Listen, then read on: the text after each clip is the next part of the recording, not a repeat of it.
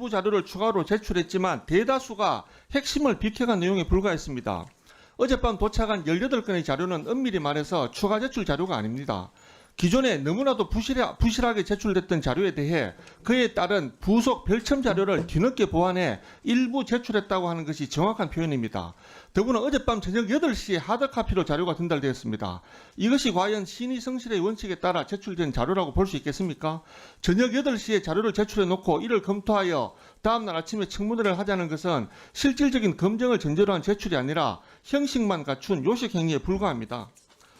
후보자는 제기된 이런 수많은 의혹들을 제대로 해명할 생각도 없이 개인정보 동의 등의 핑계로 국회의 정당한 자료 제출 요구를 깔아뭉개고 있는 것입니다.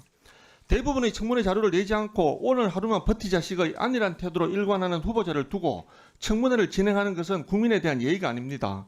후보자 관련해서 제기된 의혹들에 대해 검증할 수 있는 충분한 자료가 제출될 때까지 청문회의 적극적인 중지를 강력하게 요청드립니다. 실체 없는 맹탕 청문회를 강행하는 것은 결코 용납될 수 없다는 점을 다시 한번 강력히 말씀드립니다. 이상입니다. 여러분들과 함께 그분이 20년간 정치 같이 하신 분이에요. 네, 차규현 의원님. 차규현 의원님, 의사 진행 발언하세요.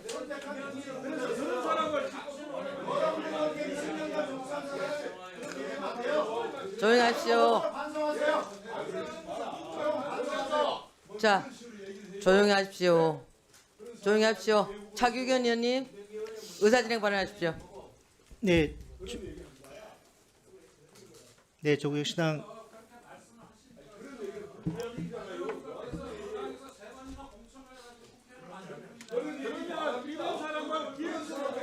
자, 차규현 의원님, 의사 진행 발언해 주시기 바랍니다. 그런 사람을 장관으로 임명하시겠어요? 정태호 간사님, 그런 사람을 장관으로 임명하시겠냐고. 아, 후보자 놓고 얘기할 시간 있을 거예요. 자,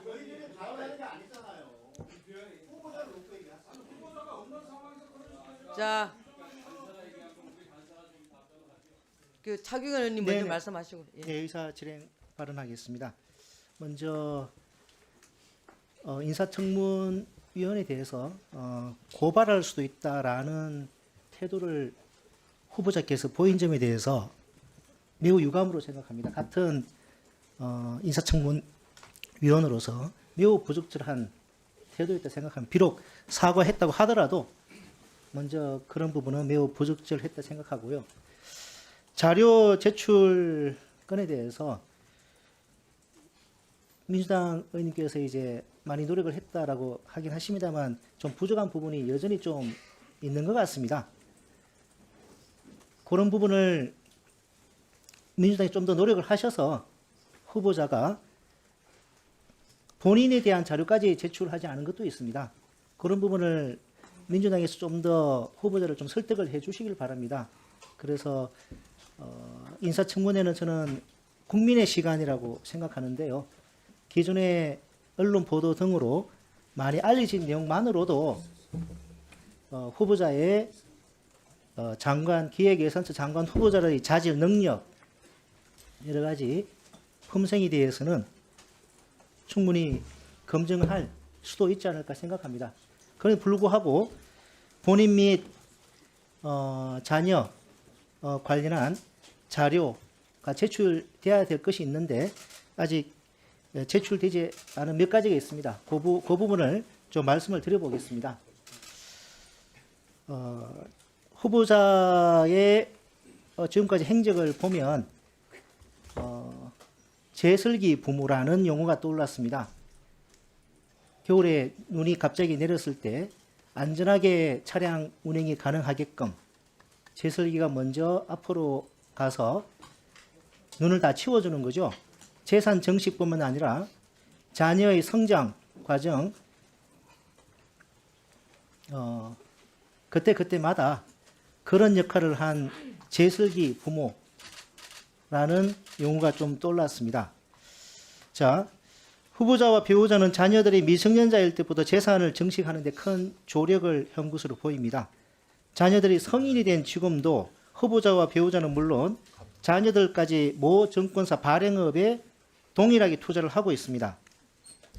만약 자녀들의 이러한 투자가 자신들의 결정에 의한 것이 아니라면 이것도 일종의 부모 찬스에 해당할 것입니다.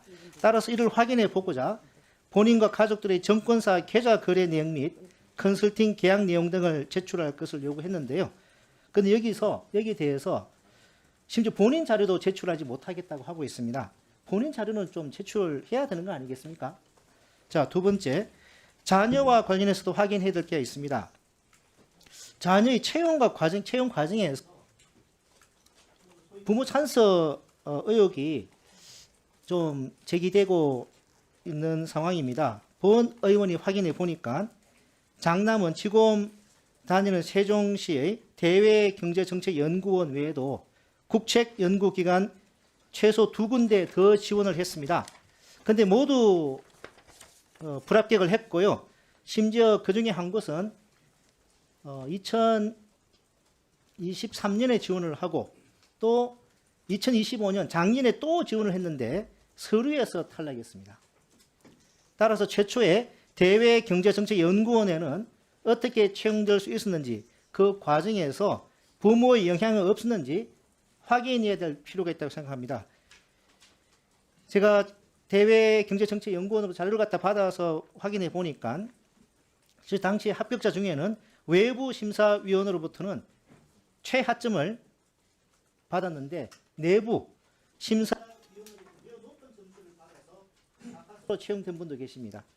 채용 당시에 공교롭게도 대외경제정책연구원장은 후보자와 대학 1년 선후배 사이였습니다. 따라서 확인을 해야 합니다.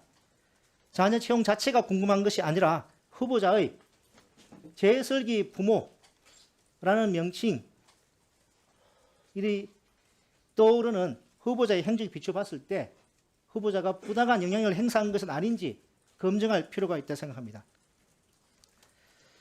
그런데 후보자는 개인정보라고 이를 모두 또 제출을 거부하고 있습니다. 유감입니다. 마지막으로 원펜탄스 청약 관련해서 또 후보자 해명을 뒷받침하기 위해서는 당시 후보자 장남 차량의 후보자 자택 또는 소위 장남의 신혼집으로 보이는 용산구 소재 아파트 출입 기록과 건강보험 요양급여 내역서 등을 제출해야 합니다. 건강보험급여 내역서는 지금도 위장 진입을 밝히기 위해 사용하는 방식입니다. 그런데 이러한 자료들도 일체 제공을 하지 않고 있습니다. 자녀의 사생활이나 개인정보다 하면서 인사청문위원이 괜히 후보자 자녀의 사생활이 궁금해서 자녀의 자산 정치과 시험 과정에서 후보자를 비롯한 배우자의 부모 찬스가 없었는지 그리고 본인의 로또 청약 과정에서 어떠한 기위가 없었는지 확인하자는 것 아니겠습니까? 다시 한번 말씀드립니다. 일단 간사님께서 후보자를 좀 더 설득하셔서 이러한 자료들이 조속히 제출되도록 노력해 주십시오. 그리고 국민의 시간인 인사청문회가 조속히 진행되길 바랍니다. 이상입니다. 네, 다음 박수현 간사님. 몇 말씀 올리겠습니다. 우리 정태호 간사님께서 자료 제출을 위해서 많이 쓰셨던 것은 사실인 것 같습니다. 저한테 몇 차례 말씀해 주셨고 당초에 합의사항이 15일 우리가 17시까지 15일 17시까지 모든 자료를 다 제출하겠다. 충실하게 제출하겠다고 약속을 했고 그게 전체회의에서도 얘기가 됐던 부분이기 때문에 될 거라고 믿고 저희가 이제 19일로 진행을 한 것이죠. 근데 중간에 자료가 굉장히 부실했습니다. 말씀드린 대로 2187건을 요구했는데 15%만 제출돼서 아마 역대 청문회 기록을 제가 갖고 있지는 않습니다만은 다른 청문회와 비교해도 매우 낮을 것입니다. 그래서 추가로 필요한 자료를 정태호 의원님께 간사님께 부탁을 드렸고 그 자료라고 해서 온 것이 어젯밤에 도착한 18건입니다. 근데 내용을 보면 저희가 요구한 핵심 자료가 아니고 변죽을 울리는 자료들을 이렇게 포장을 해서 제출을 합니다. 예를 들면 정회세를 냈냐 했더니 정회세를 냈다. 그러면 그 정회세는 아이들이 17세, 19세 이럴 때 냈는데 누가 냈느냐? 부모하고 자금 거래가 있지 않았느냐 했는데 그 부분은 또 개인정보라서 못 준다. 이렇게 돼 있는 거죠. 그러니까 이게 실질적인 내용이 아니고 변죽을 울리는 자료만 내고 있기 때문에 추가로 냈다 하더라도 정태호 간사님의 노력에도 불구하고 제대로 된 자료가 안 오고 있다. 이런 말씀을 드리고요. 일정 관련해서는 저희가 애초에 20일 날 하자 또는 19일, 20일 이틀 하자고 말씀드렸던 것을 19일 날을 꼭 해야만 한다. 19일 날 그건 양보를 못 한다고 하셔서 일정에서는 더 이상 얘기를 안 드린 것입니다. 지금 지금 우리 입장은 뭐냐? 자료를 내야 됩니다. 자료를 받고 자료를 검토할 시간을 주시고 그 다음에 제대로 된 청문회를 해야지 인사청문회가 맹탕 껍데기 언론에 나온 의혹을 제기하고 후보자는 뭐 그런 일 없습니다라든지 이렇게 넘어가서는 안 될 것이다. 제대로 된 청문회하기 위해서는 제대로 된 자료가 필요하다. 자료를 제출을 하고 제출을 한 다음에 날짜를 잡아서 제대로 된 청문회를 하는 것이 국민에 대한 도리라고 생각합니다. 의혹만 언론처럼 제기할 바에야 국회 청문회 또 뭐하러 하겠습니까? 언론이 이미 100건 이상 단독 보도를 낸 사항입니다. 하나하나 확인하기도 바쁜 상황인데 자료는 내야 될 거 아닙니까? 그래야 공식적으로 그 의혹이 사실인지 또는 사실이 아닌데 후보자한테 불이익을 주는 것인지 확인을 해야 될 거 아닙니까? 자료 제출을 다시 한번 촉구합니다. 네, 김영환 의원님. 제가 오늘 또 역사적인 순간들을 또 이변들을 보고 있습니다. 자료라는 것을 한 번이라도 만족하고 인사청문회 하신 적 있어요? 이미자 위원장님, 그러니까 박수영 간사님, 우리 여기 김태년 의원님 5선이신데 의원들이 자료를 한 번이라도 100% 만족하고 윤영석 의원님 만족하고 인사청문회 하신 적 있으세요? 그러니 아니 무슨 말이냐면 아니 제가 발언하니까요. 그러니까 좀 들어보시고요. 아니 그러니까 최상목도 그랬고요. 그 전에 한덕수도 그랬고 다 그랬습니다. 그런데 제가 말씀드릴게요. 근데 보통의 인사청문회 과정을 보면 인사청문 날짜가 정해지고 후보자 출석한 다음에 자료가 미진한 거에서 어떻게 처리합니까? 후보자에게 그때 확인하고 자료를 오후 몇 시까지 갖다 달라. 이런 과정이 정상적인 절차 아닌가요? 아니, 그러니까 간사님, 적어도 경기도에서 수없이 했잖아요. 인사청문회 했지 않습니까? 자료 제대로 제출하셨었어요? 안 하셨잖아요. 본인도. 예? 뭘 다 냈습니까? 예? 제가 그때 인사청문위원이었습니다. 간사님. 후보자 출석시킨 다음에 부족한 자료가 있으면 몇 시까지 정확히 확인하고 그리고 제출할 수 있는 자료인지 없는 자료인지 여기서도 다 확인을 돼야 될 거 아닙니까? 아니 인사청문 날짜 잡아놓고 자료가 불충분해서 인사청문 날짜를 조정하겠다? 제가 듣도 보도 못한 말씀들이세요. 아니 그때 여당일 때는 다 그렇게 하셨습니까? 권영세 의원님 자료 만족하고 인사청문 하신 적 있으십니까? 예? 없으시잖아요. 자, 김영환 예? 의원님. 후보자 의사 진행 세우고 발언해 주시기 바랍니다. 일단 후보자 출석시키고 자료 요구를 하시자고요. 그러니까 자료 요구하시자고요.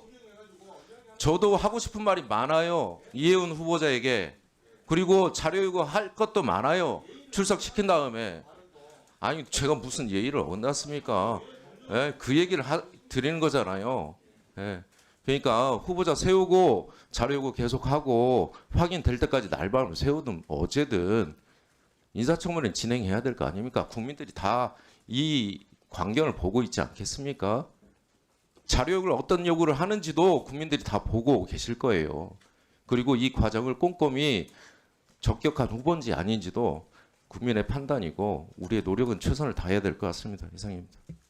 네, 권영세 의원님께서 또 지명을 받으셨으니까. 님이 난데없이 제 이름을 불러가지고 여기 보니까 그 제가 청문회를 받아본 사람은 그러니까 이 장관 청문회를 받아본 사람은 제가 유일한 것 같은데 저는 당시에 그 자료 제출을 한 65%인가 이렇게 했습니다. 근데 이게 그 대체로 장관들에 대해서 한 65%는 좀 맞춰달라 그래가지고 부처에서도 그렇게 요구하는 것 같은데 지금 우리 김영환 의원님 뭐 70몇 프로 얘기를 하는데 지금 한 20%도 채 안 됩니다. 이게 그 이재명 정부 들어와가지고 김민석 총리도 그렇고 대개 한 20%대 수준에서 이 자료 제출을 하는데 이렇게 가지고 그 무슨 청문회를 제대로 하겠습니까? 아까 청문회 자리에서 부족한 자료가 있으면은 뭐 언제까지 보완해달라 이렇게 얘기하고 또 그걸 가지고 하면 된다 그러는데 청문회 시작하기 전에 이미 부족한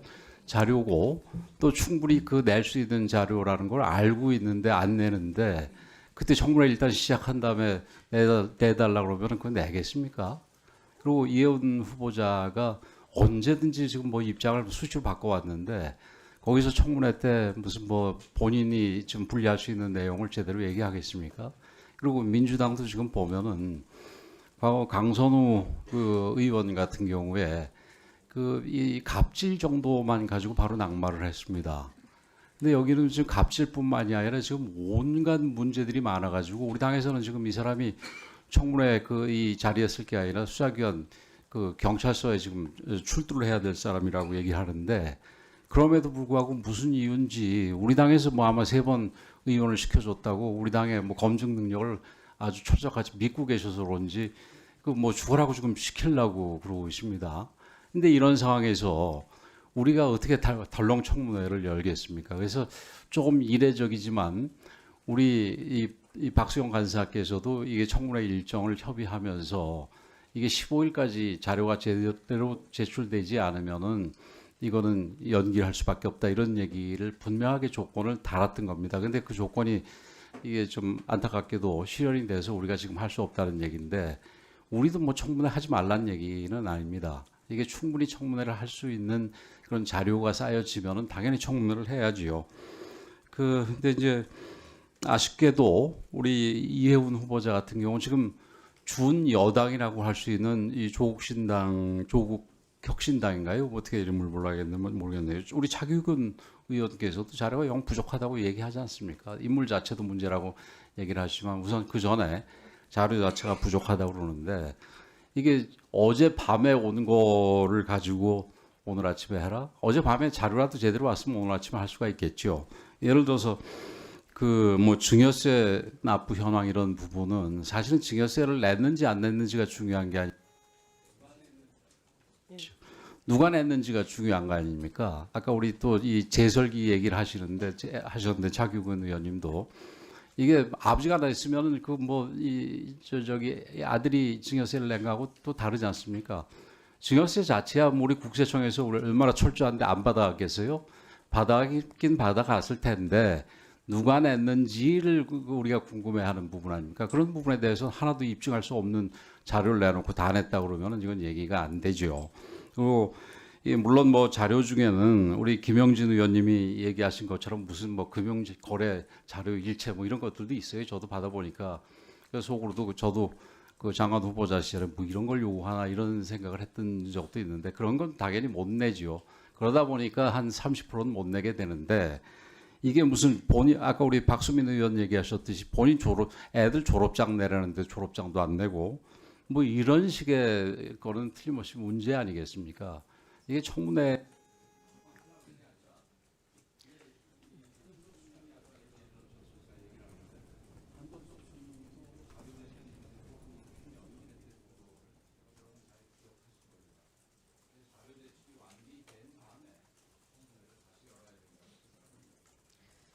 네, 이소영 의원님 먼저 손 들으셨으니까.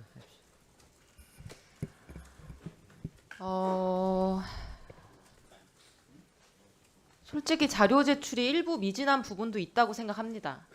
그리고 어젯밤 9시에서야 뭉탱이 이 자료들을 제출했길래 저도 화가 났었습니다. 그래서 오늘 후보자가 저 자리에 나오면은 호되게 따져 묻고 후보자의 태도 그 자체를 그대로 국민들께 보여드릴 생각이었습니다. 근데 반면에 제출된 자료도 적지는 않습니다.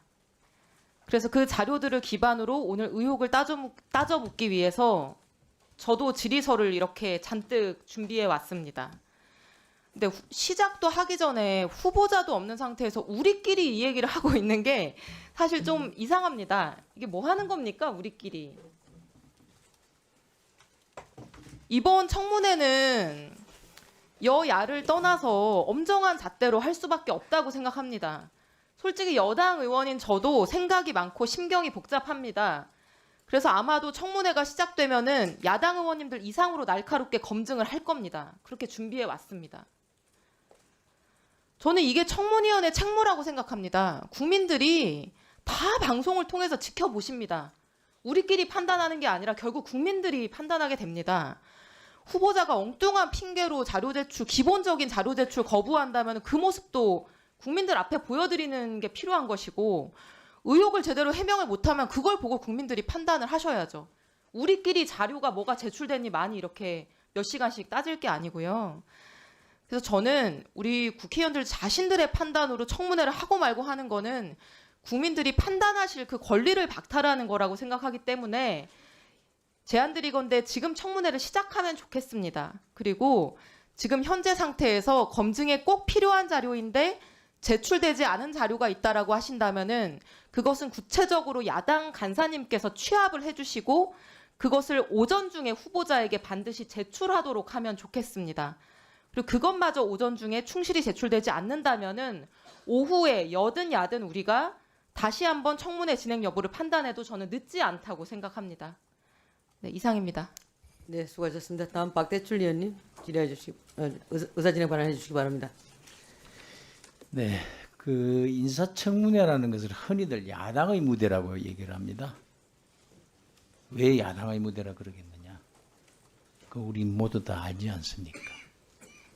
이런 인사청문회를 왜 하기 어렵다고 야당이 판단하겠느냐? 본질은 청문회를 하자가 아닙니다. 제대로 된 청문회를 하자가 본질이 되어야죠. 이 청문회가 부신명탕이고 의례적인 통과시로 갈 수밖에 없는 상황을 후보가 만들고 있다는 것. 여기에서 야당의 판단이 이루어진 것입니다. 지금 이런 상태로 청문회를 한다는 것은 우리 국민 자체로 국민에게는 모욕이고 국회에게는 모독입니다. 국회를 무시하는 것이죠. 지금 이 청문회가 어떻게 비춰지고 있는가 국민들에게 우리 잘 곰곰이 생각해 보셔야죠. 후보는 의혹 자판기, 비리 종결자라고 얘기하고 있습니다. 청문회는 무슨 하자 엑스포가 돼버렸습니다. 제가 세 가지만 말씀드리겠습니다. 첫 번째는 엄청난 하자입니다.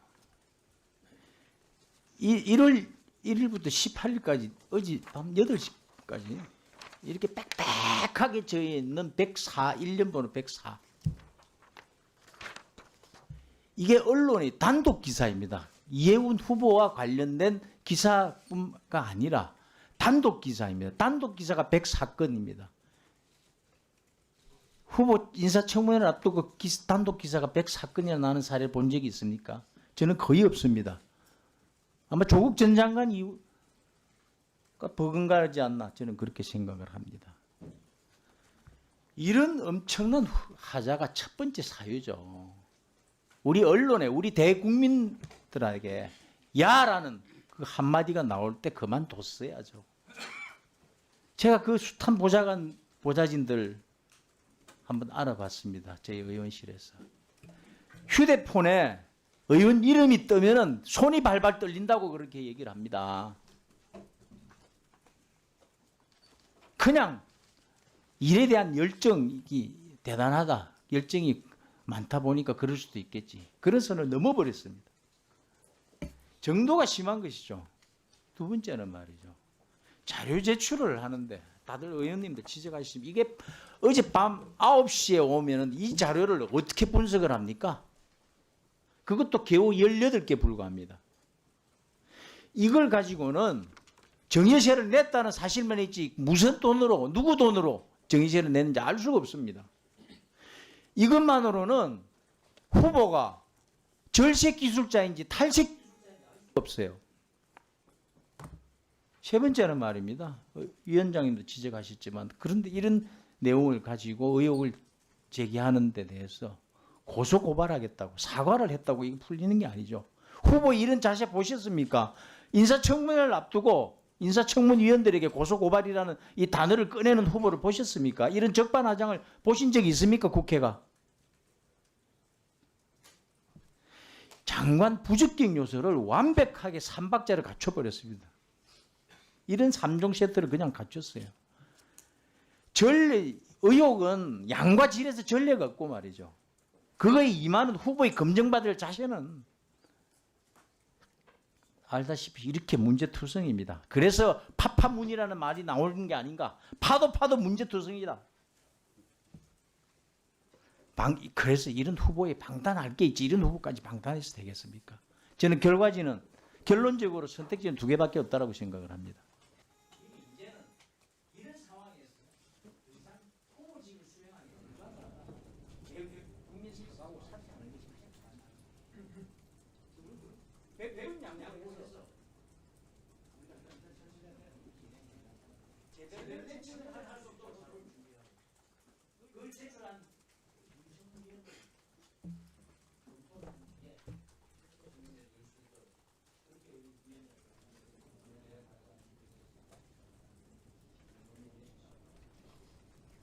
네, 박홍근 의원님.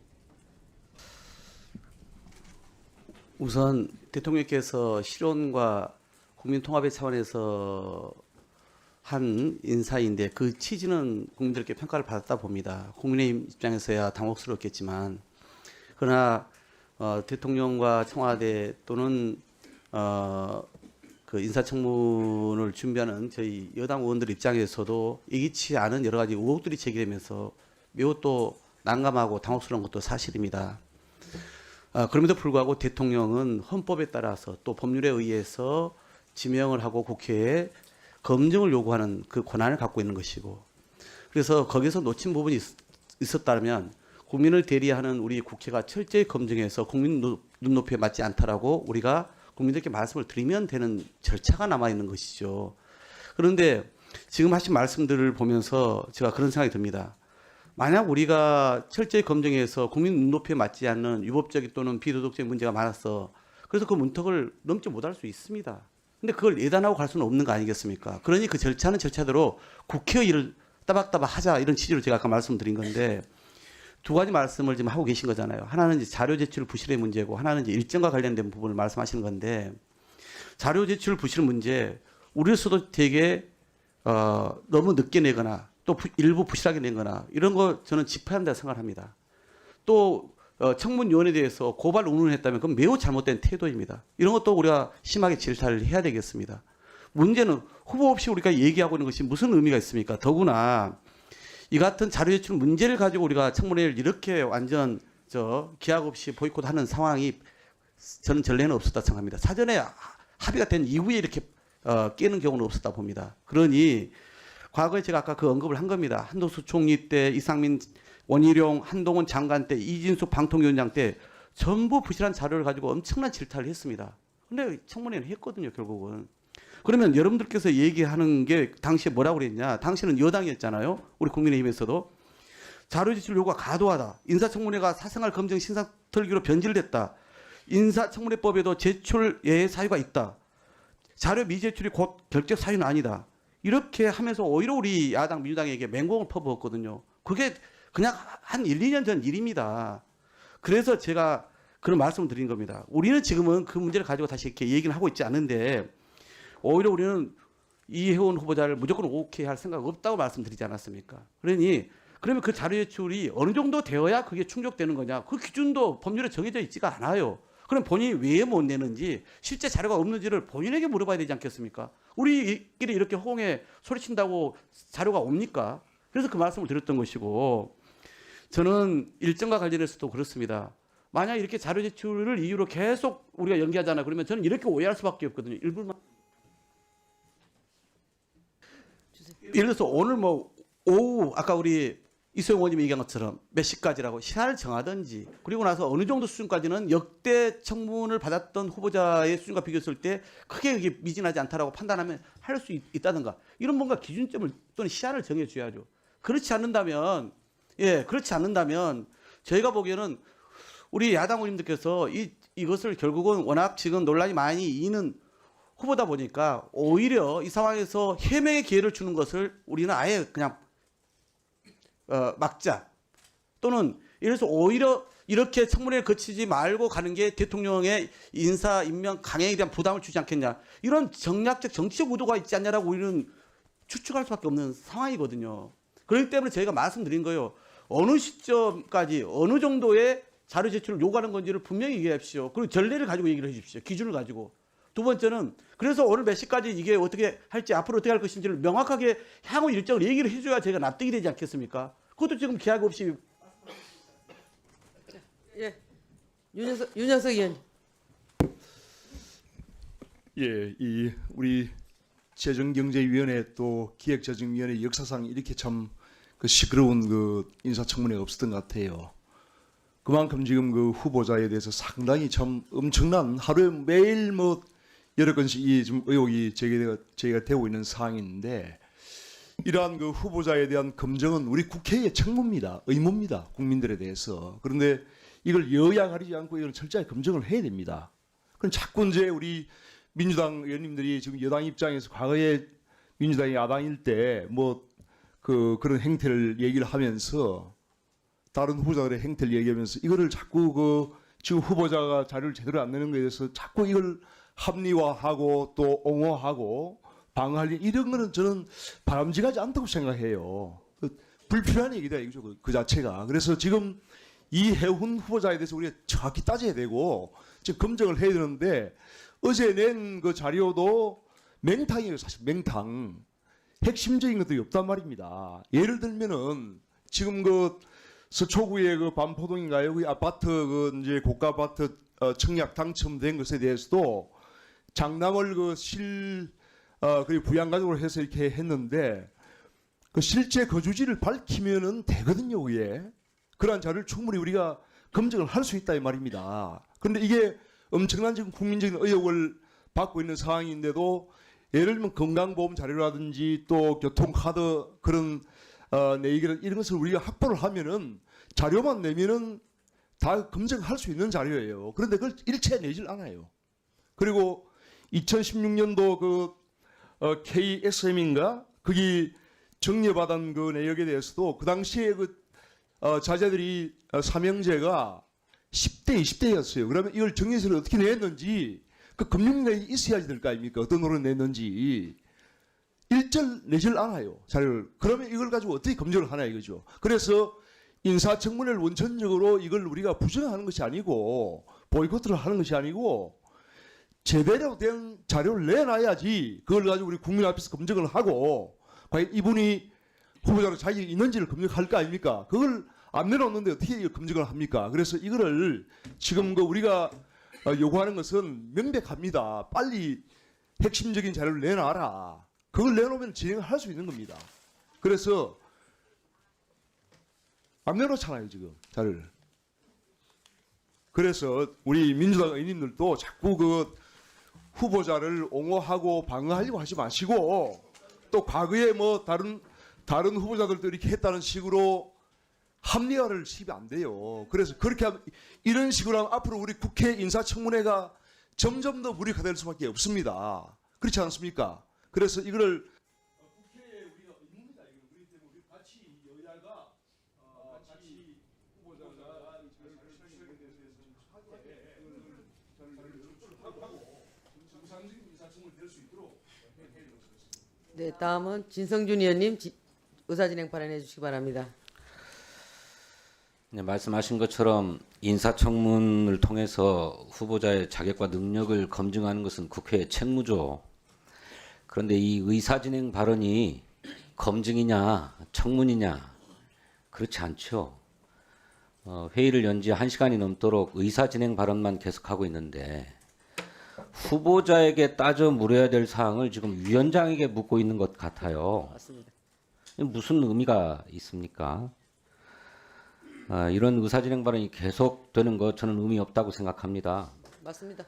후보자를 출석시켜서 왜 자료를 안 내는지, 그 자료는 언제까지 낼 것인지, 왜 또 그동안의 해명과 지금이 앞뒤가 다른 것인지, 또 왜 국회의원은 고발하겠다고 한 것인지 따져 물어야 할 것 아닙니까? 여야가 청문회를 하냐 마냐를 가지고 논의할 일이 없다고 저는 생각합니다. 그 시간에 후보자를 직접 불러서 왜 이 자료를 못 내느냐라고 따져 묻고 자료를 받아내야 할 것 아니겠습니까? 저는 의사진행 발언을 신속하게 종결하고 후보자를 출석시켜서 이런 문제부터 다 따져 물어봤으면 좋겠습니다. 그것이 국민이 우리 국회에 기대하는 바라고 생각하고 또 우리 국회가 국민의 기대에 부응하는 일이라고 생각합니다. 의사진행 발언을 이제 중지하고 후보자를 출석시켜서 인사청문회를 시작해 주실 것을 강력하게 건의합니다. 자, 잠깐만요. 네네. 그러면 박성훈 의원님, 예, 질의해 주시기 바랍니다. 자, 질의가 아니고 의사진행 발언해 주시기 바랍니다. 의사진행 발언입니다. 정치인은 본인의 말과 행동을 책임지는 자리라고 생각을 합니다. 이해운 후보자 지명 이후 지금까지 수많은 의혹들이 언론을 통해서 노출됐습니다. 본인이 이에 대한 제대로 된 자료 제출이 없었기 때문에 인사청문위원으로서 저는 청문 방해 행위라고 생각을 했습니다. 어제까지 저희가 생각했던 상식적인 국민의 선량한 국민을 분노케 했던 핵심적인 의혹에 대한 자료나 그 본인의 소명을 증빙할 수 있는 어떠한 자료도 제출되지 않았습니다. 지금까지 여러 가지 의혹이 있었습니다. 폭언, 갑질, 뇌물, 부동산, 투기, 또 거기에다가 부정 청약, 부모 아빠 찬스까지 수많은 의혹들이 있었는데요. 제가 말씀드리고 싶은 것은 이번 이해운 후보자 지명 이후에 국민들이 이 사안을 어떻게 바라보고 있는지에 대한 인식이었습니다. 첫 번째로 청약 가점을 높여서 청약에 당첨되기 위해 본인의 가족들, 이제는 미혼 자녀들이 결혼을 한다고 하더라도 절대 혼인신고를 하지 말라라고 합니다. 이런 인식을 만들어준 공직자를 기획예산처 장관의 초대 장관이라는 지위에 오르게 할 수 있겠습니까? 제가 언론에서 이런 글을 봤습니다. 이현 후보자는 비리 종합 선물 세트다. 이게 통과되면 이건 나라도 아니다라는 이야기를 했습니다. 여러분, 자기 며느리를 며느리라 부르지 못하고 아내를 아내라 부르지 못하는 사람을 대한민국의 예산과 재정을 총괄하는 자리의 수장으로 올려놓을 수 있겠습니까? 제가 말씀드리는 것은 지금 의사진행 발언에서 왜 상식적이고 의혹을 해소할 수 있는 증빙 자료를 지금까지 제출하지 않고 있느냐는 점입니다. 저희가 자료를 받아야지. 그래서 요청을 했습니다.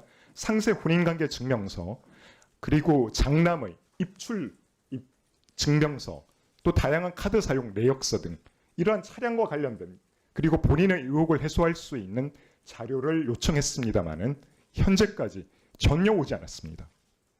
저희가 자료를 받아야지만 이걸 기초로 해서 국민을 대신해서 여쭤볼 수 있지 않겠습니까? 저는 이제는 국민의 시간입니다. 그러기 위해서 충분한 자료를 가지고 국민을 대신해서 저희가 여쭤볼 수 있는 거죠. 그런 자료가 없다는 것은 말 그대로 청문을 방해하는 행위라고 저는 생각을 합니다. 더 이상 이런 맹탕 청문회, 그리고 하루만 버티면 된다, 이런 면죄부 청문회, 저는 이렇게 흘러가는 것에 대해서는 강력히 반대합니다. 물론 본인의 도덕성과 자질, 능력을 송곳 질문을 통해서 해소해야 합니다. 예, 의사진행 발언 마지막으로 이종욱 의원님 말씀해 주시기 바랍니다. 예, 글쎄요.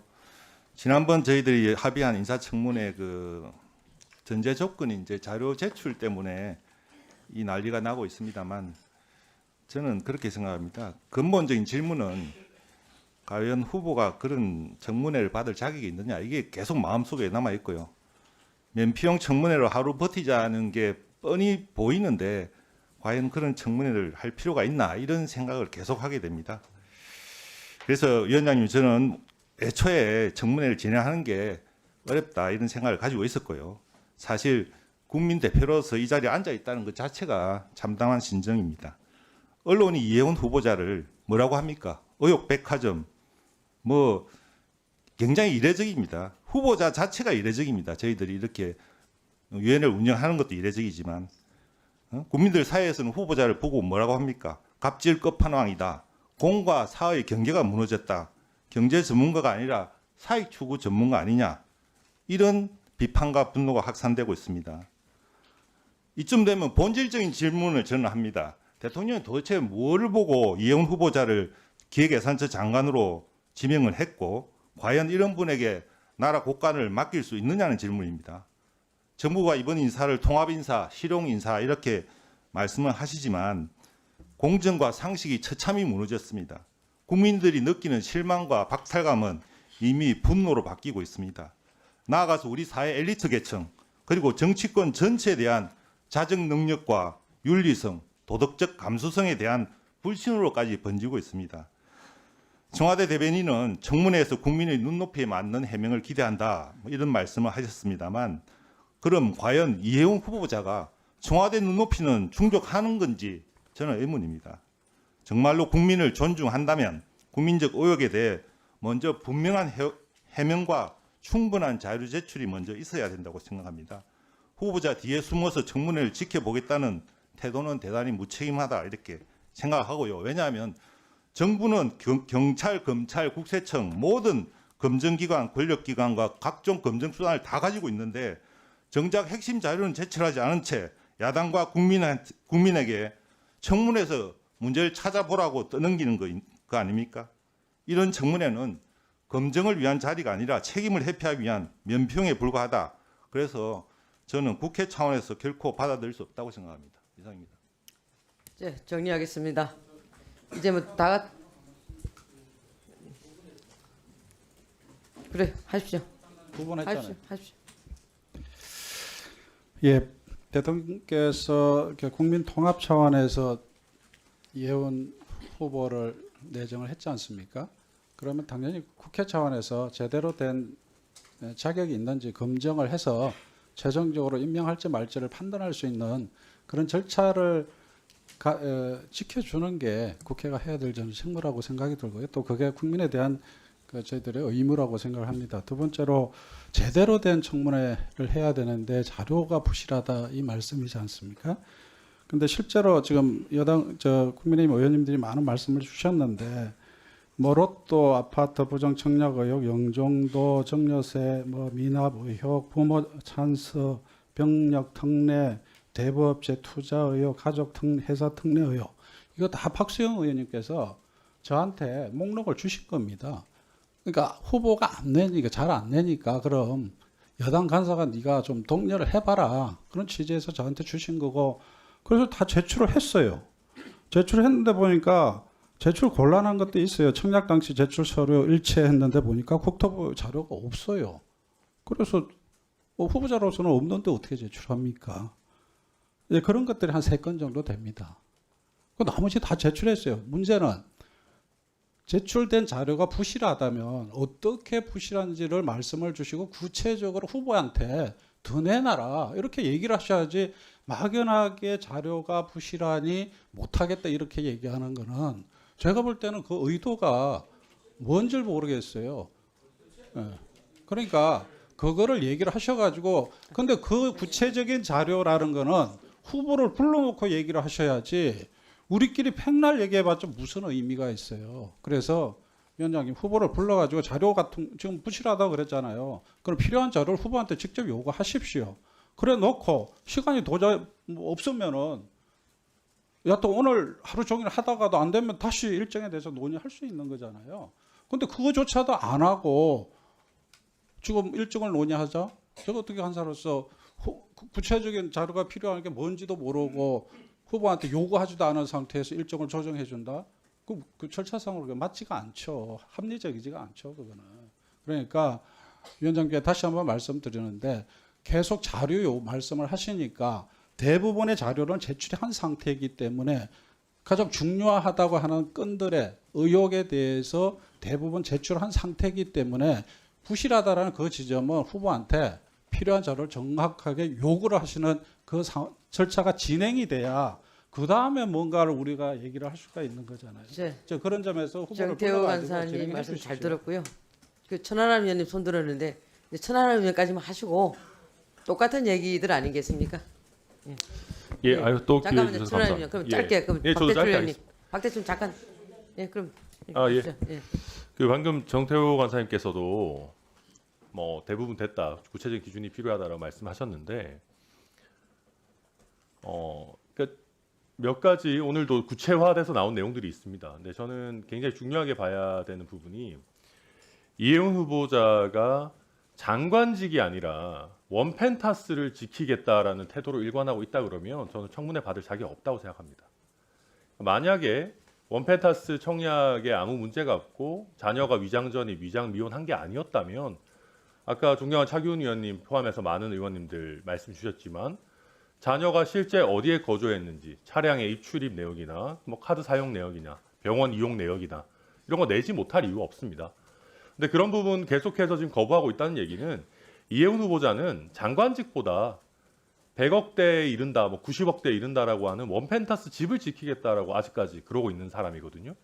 그런 사람한테 저희가 시간 낭비해 가면서 청문회를 하는 것이 과연 어떠한 가치가 있겠는가. 저는 그거는 한번 지켜봐야 될 부분이고 그렇기 때문에 정태호 간사님 포함해서 여당에서도 제대로 된 청문회, 핵심 의혹에 대해서 답을 해놓는 청문회를 위해서 꼭 필요한 어떤 가이드라인 정해야 되는 겁니다. 저는 이런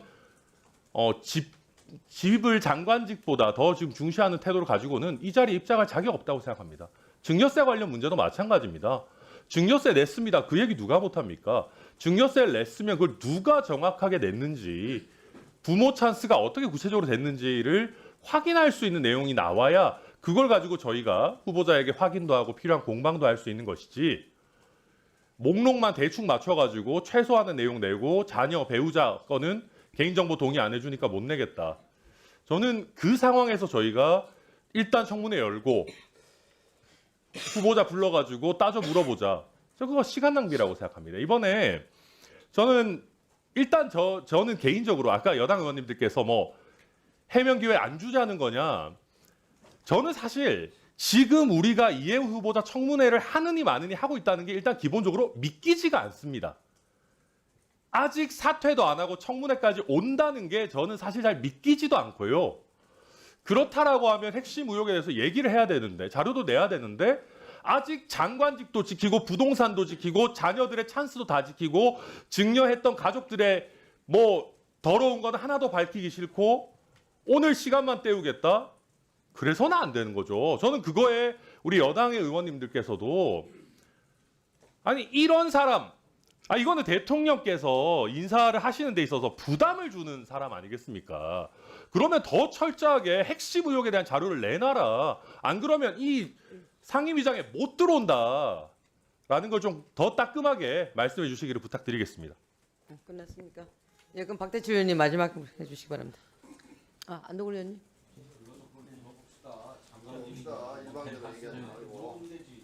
제가 간단히 정리 좀 할게요. 제가 그 위원장님하고 여야 두 분 간사님께 요청드리겠습니다. 지금 이 자료 제출 문제를 가지고 계속 논란이 계속되고 있는데 이 자료 제출 문제가 검증에 어느 정도 어려운 수준이냐, 아예 검증이 불가능한 수준이냐, 여기에서 우리가 냉정하게 현실을 인식해야 될 것 같습니다. 어디 지금까지 자료 안 낸 후보가 뭐 한둘이냐, 그런 기준을 여기에 지금 이해운 후보하고 적용할 그런 후보는 아니라는 거 다 잘 알고 있지 않습니까? 그죠? 아까 제가 의혹이 104가지라고 단독 기사가 104가지 그러는데 이런 특종 후보, 언론사에 제공하는 후보 저 본 적이 없거든요. 거의 없습니다.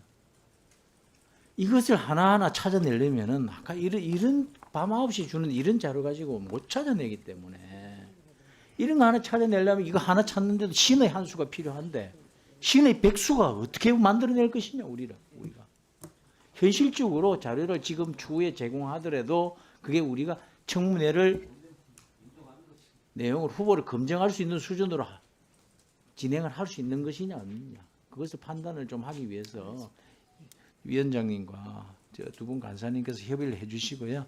필요한 정말 100번 양보해서 필요한 최소한의 자료가 어떤 것들이 있는지 정리를 해가지고 그것을 제출되면은 그걸 보고 당장 시작할 수 있는 수준의 내용이 되는 것인지 아니면 그걸 검토할 시간이 필요한 것인지 그렇게 해가지고 정리를 해주시기 바랍니다. 이게 지금 아까 천하람 의원도 말씀을 하셨지만은요 여기까지 온 게 지금 믿기지 않는 게 사실 아니겠습니까? 누구나 당혹스럽고 여기까지 올 거라고 생각이나 했겠습니까?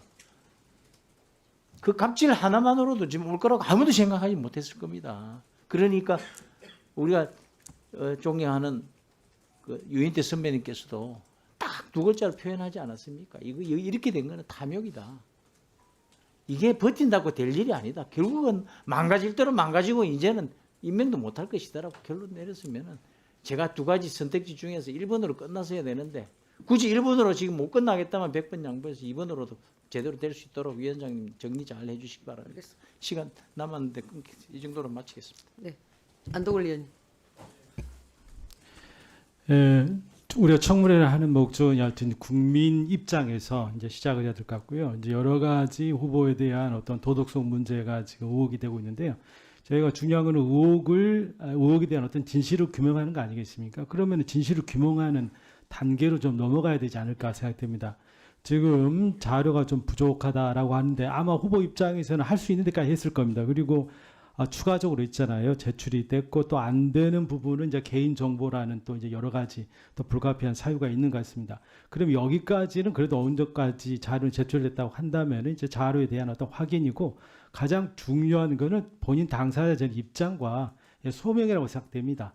일단 그걸 들어보고 나서 그 연후에 부족한 부분에 대해서 있잖아요. 더 국회에서 요구할 수 있지 않냐 생각이 됩니다. 그래서 저는 반드시 당사자의 의견과 그런 소명의 기회를 줘야 한다 이렇게 좀 생각이 됩니다. 그리고 두 번째가 우리가 지금 청문회를 하는 거는 그걸 겁니다. 도덕성 검증도 중요하지만 어떤 정책 역량에 대한 검증도 중요하지 않겠습니까? 더더욱이나 기획예산처가 신설이 되는 조직입니다. 그러면 국민 입장에서는 이 조직이 도대체 무슨 일을 할 것인지라는 겁니다. 그리고 약칭으로 예산처가 아니고 기획처입니다.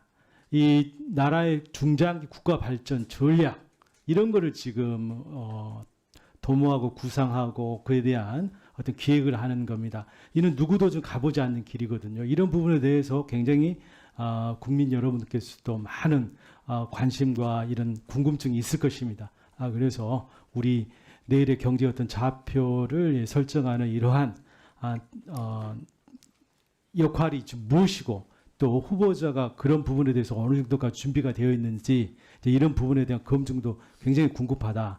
그리하면서 또 향후 중장기 국가 발전 전략에 대해서 국민적인 공감대를 또 모으고 형성하는 그런 학습의 기회도 저는 된다고 생각됩니다. 그래서 우리 국민들께 이제 그런 기회를 드려야 한다는 측면에서도 저는 청문회가 후보자를 모시고 바로 좀 진행이 돼야 한다 이렇게 생각합니다. 이상입니다.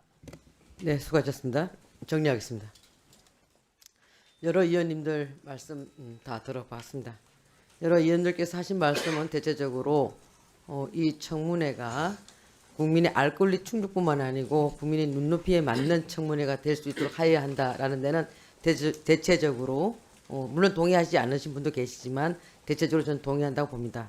그래서 반드시 청문회는 열어야 된다는 것이 위원장의 생각입니다. 다만 이 청문회가 실질적으로 열릴 그 시간적으로 계산을 해봤을 때는 20일 날 청문회가 열어야 되는데도 불구하고 야당은 20일을 주장했고 여당의 간사님께서는 19일 오늘을 주장하셨습니다. 그럼 19일 하루 정도 갭이 나는 거죠. 그 19일로 땡겨주면서 거기서 반드시 자료 제출 관련돼 갖고는 성실히 임해달라고 요청을 했고 그에 대해서 여당 간사께서 그 부분에 대해서는 담보를 하셨습니다. 성실하게 임하게 하겠노라고. 그래서 여야가 간사들끼리 서로 신뢰 속에서 이 부분이 진행됐는데 이 과정 속에서 여러 가지 의혹도 많이 나오고 여러 가지 문제들이 많이 나오니까 의원들 간의 어떤 자료 관련돼 갖고 실효성의 문제에 대해서는 의견이 분분하신 것 같습니다. 그래서 이 청문회를 오늘 계속 진행해야 되는 건지 아니면 차규견 의원님께서 제안하신 대로 좀 더 심도 있게 논의해서 일정 변경을 해서 해야 되는 건지 분명히 지난번 의결할 때는 조건부로 일정 변경을 할 수 있다라고 분명히 조건을 달아놓은 부분이 있기 때문에 여기에 대해서 위원장 마음대로 하는 건 아니라는 것을 분명히 말씀드립니다. 그래서 양당 정태호 간사님과 박수영 간사님께서는 이제 곧 오찬이 시작될 텐데 이 시간을 이용해서 앞으로 이 청문회를 어떻게 진행해 나가는 것이 효율적이고 좋은 것인지 위원장 생각은 청문회를 반드시 개최해야 된다는 것입니다. 그래서 여기에 대해서